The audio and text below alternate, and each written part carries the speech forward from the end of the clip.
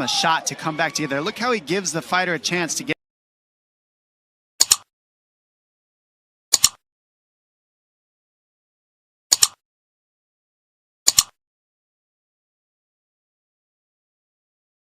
Elexander, and why not? He showed his best form of his career in his last outing. It was a win over Steven Peterson in San Antonio, Paul. He did everything but finish his opponent in that one back in March. Looked great, looks the part of a featherweight prospect that could be very much on the rise. Yeah, absolutely. It was just unbelievable counter ability. Every time Peterson rushed him, he stepped off, left hook, right hand, or vice versa. Just very sharp kickboxing. Very rangy, long, lean. Now, unfortunately, Elexander had an issue with the scale coming in here, so that's something that we haven't seen necessarily from him before. I hope that he figures that out. I don't know what happened. I haven't been able to speak to him since then, but what I can speak to is that the kickboxing of this man is elite with the team that he's also training with in Florida. What's the name of the team down in Florida, Brendan? Fusion XL in Orlando. Tons of grapplers. Tons of really good jiu-jitsu practitioners, so you know that his ground game is constantly being worked on, always evolving. But I think tonight he's going to be able to put that striking on display with Seragih, who's going to try to bring the big, powerful punches. It's going to be a fun matchup right here. Dom, 6 of his last 7 in the win column, 3 wins by knockout. Doesn't have a submission. It's rounding out the skill set, but he is great on the feet. So Lucas Elexander in for his 3rd UFC appearance. 2nd for Jeka Seragih, representing Indonesia on his way to the octagon. Megan O'Leary joins us octagon side. The 28-year-old fought his way to the final of the Road to UFC tournament earlier this year, looking to get a big victory in the octagon today. A big victory after doing his first real weight cut. Because that road to the Octagon tournament was in the lightweight division. Today he is competing in the featherweight division. He's told me yesterday that there were times he wanted to give up, but he realized he couldn't, because this is what makes fighters great. It is that sacrifice that pays off.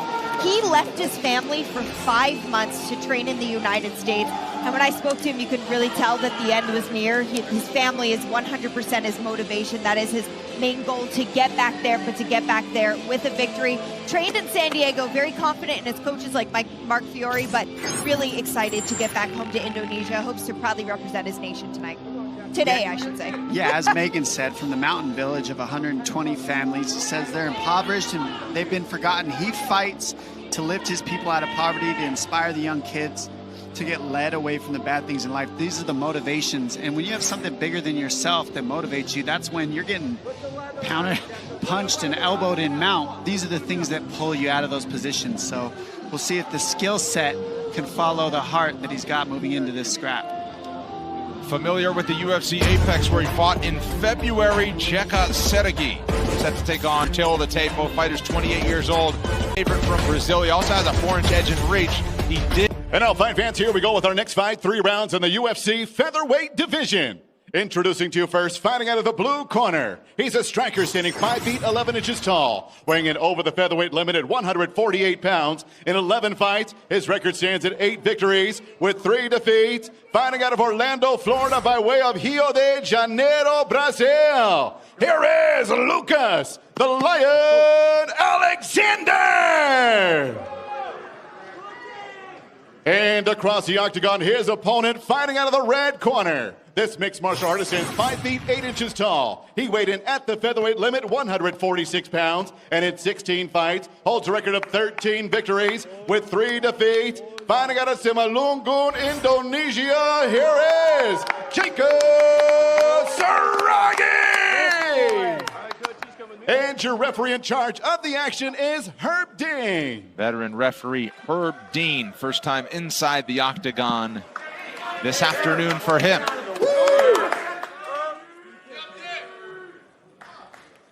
Lucas Elexander ready for UFC appearance number 3 here today. Ready, let's fight. And looking for back-to-back victories. Seragih is in the white, Alexander's in the yellow. Seragih has shown off a monster right hand.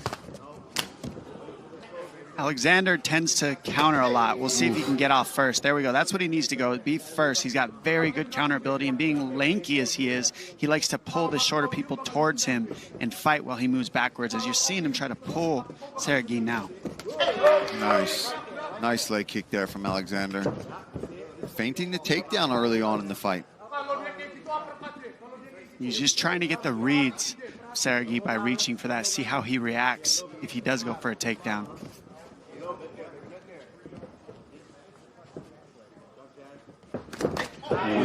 Good 3-2 down the pipe.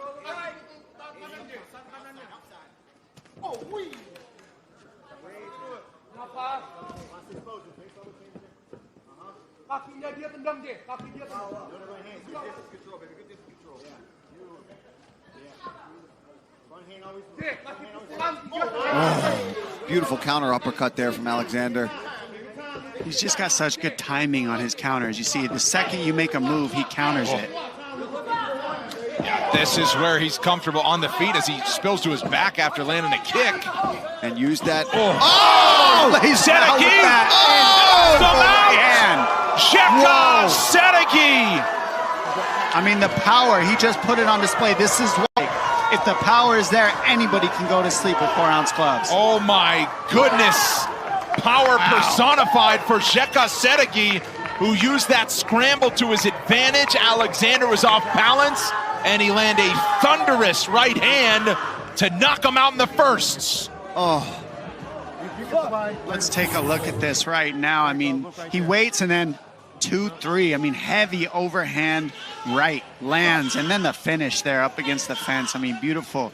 Herb Dean giving him a shot to come back together. Look how he gives the fighter a chance to get it together. Nope, not enough. Yeah, not happening today. Not happening on that one. Seragih takes away any chance of there being any fight left out of Alexander. Look at this. He waits, gets the angle. Boom.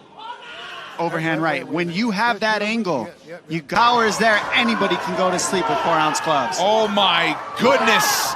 Power personified for Jeka Seragih, who used that scramble